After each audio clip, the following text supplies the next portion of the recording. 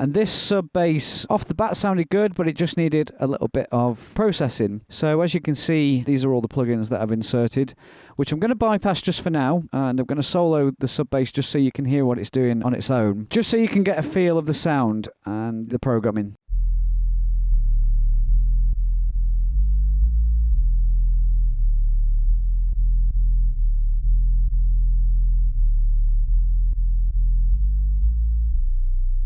So as you can hear, very, very low depth, which is covering the bottom end spectrum to my ears really well. But in the mix of things, it's not really that audible. All of these plugins are actually adding certain elements to create harmonic distortion, just so that the sub frequencies not only come through on the sub, but they actually fill more of the mid-range as well. I'll go through the plugins of what they're actually doing individually. So the first stage is the Culture Vulture. I'm only using it about a quarter of the way. And what this is doing is adding some nice sub harmonics. I'm going to play it with and without. I'll just play it with first, and I'll turn it on and off as we're going.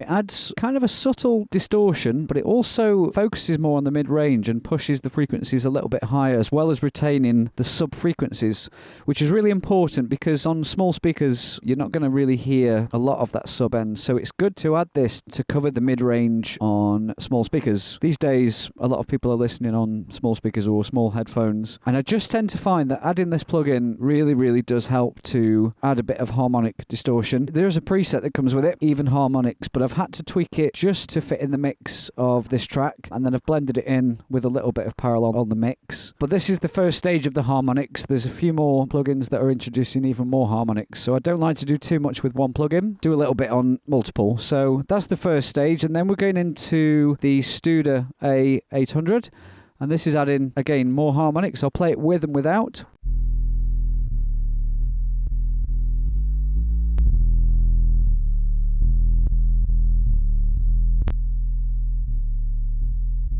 So a little bit of a level change, but it's actually gluing it together even more. It's adding just a little bit more tape saturation to just hold the notes together even more. And that's the aim of this, is to make all of the notes even and consistent. Because a lot of the time, I try and take frequencies away to get sub to fit within the mix, but it only ever adds problems down the line. So try and boost all of the good stuff out of it with saturation and distortion first, and then see what the frequency is doing. And most probably you're going to boost. And I'll show you what we do as we go along. But then the next stage is going into a Neve 1073. I'll play with and without, and again, just a little bit more drive, a little bit more harmonic.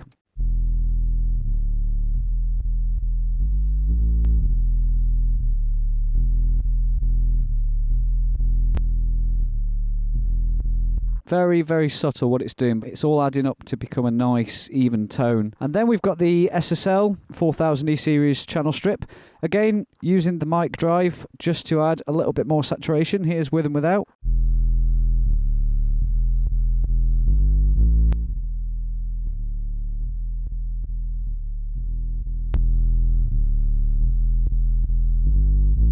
The more that these plugins are introduced, the more it just starts to pop into focus. And then we're going into a great plugin called R-Bass by Waves, and this is adding some sub-frequency down at 40 Hertz. I'll play it with and without so you can hear that.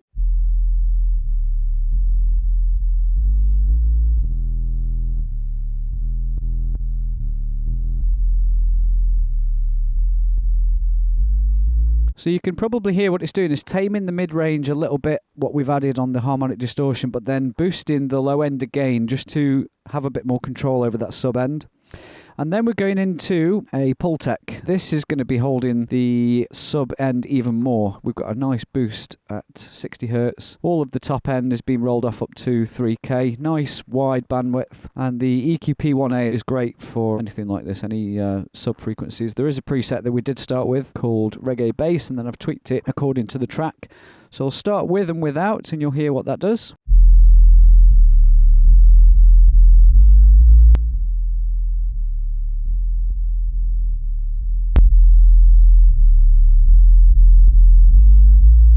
So you're obviously hearing a level increase, and that's what the last stage is just a trim plugin that's just putting it into the right spot in the mix without me having to adjust the fader level. So let's have a listen to that in context of the track. I'll play it without first of all, and then I'll introduce it with, and then we'll turn plugins off so you can hear what it's doing in context of the mix. But let's start with it off, and then I'll put it on.